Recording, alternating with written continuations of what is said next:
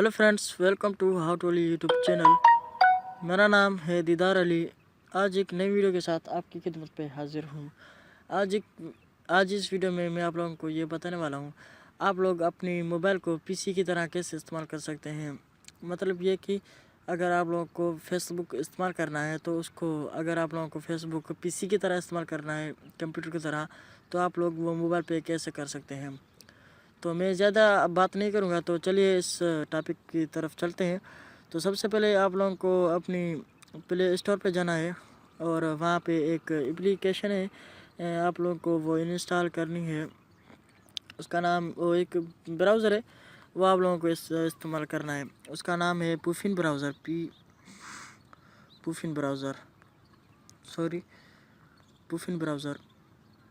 ऐसे ही मेरे ख्याल से, हाँ, पुफिन वेब ब्राउज़र। तो आप लोगों को ये एप्लीकेशन इंस्टॉल करनी है अपनी मोबाइल पे। तो ये मेरे पास पहले से ही इंस्टॉल हुई पड़ी है, मैंने पहले से इंस्टॉल कर रखी है, मैं खुद यूज़ करता हूँ।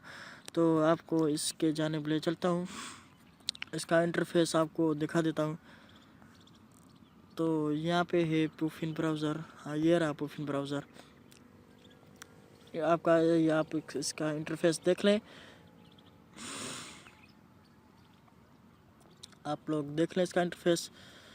जी, आप लोग देख सकते हैं इसका इंटरफेस बिल्कुल ही पीसी की तरह है। आप लोग ये देख सकते हैं, मैं होम पेज पे जाता हूँ, ये मेरी फेसबुक की आईडी है।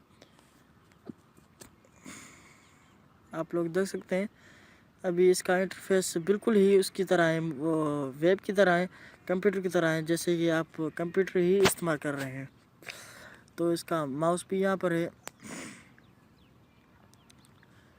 यहाँ पे आप लोग इसको टच की तरह इस्तेमाल कर सकते हैं। इस पे माउस का भी ऑप्शन आ जाता है, आप लोग उसकी तरह भी इस्तेमाल कर सकते हैं।